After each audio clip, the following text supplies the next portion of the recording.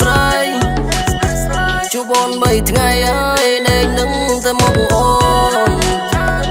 អូនហើយរាត្រីស្ងាត់សូនចង់ជួបមីស្ងួនហើយចូលដេកក៏មិនលូន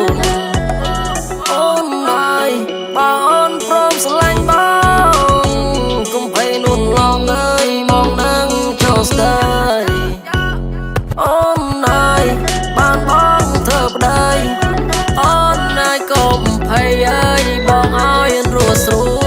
លអូនហើយបើអូនព្រមស្នេហា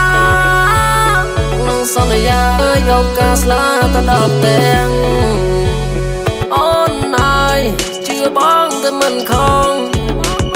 ឡាញអូនដល់ចាំងអើយដល់ចាំងខាងខ្នង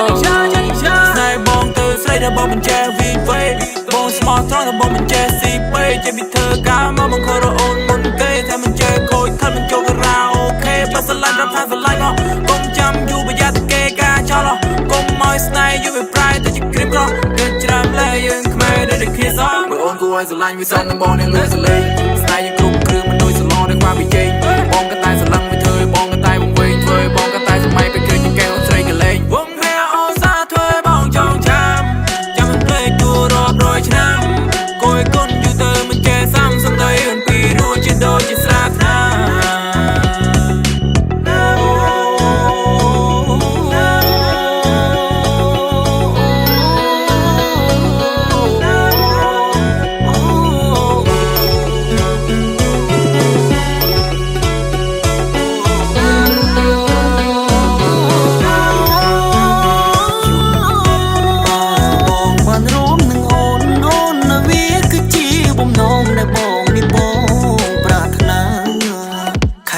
ចូលឆ្នាំចុងណាំតូពីដូនតា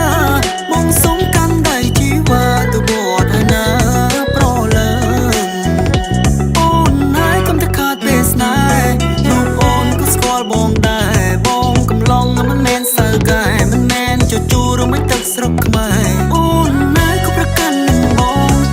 ងគ្រាន់តែលែងកែខ្នងរឿងប៉ុននឹងនេះក៏អូនខឹងបងនេះក៏អូនបែកខ្នងនេះក៏អូនខឹង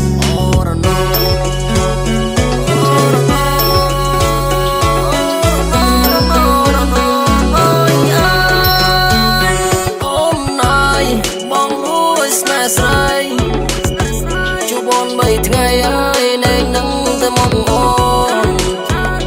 អូនហើយរាត្រីស្ងាត់សូនចង់ជួបមីស្ងួនហើយចូលដេកក៏មិនលូនអូនហើយបើអូនព្រមស្រឡាញ់បងកុំភ័យនួនឡងអើយមកនឹងចូលស្ដាយអូនហើយបានបងធ្វើប្តីអូនហើយកុំភ័យអើយបងឲ្យរស់ស្រួលអូនហើយបើអូនព្រមស្នេហានឹងសន្យាយកការស្លាទៅដល់ទាំង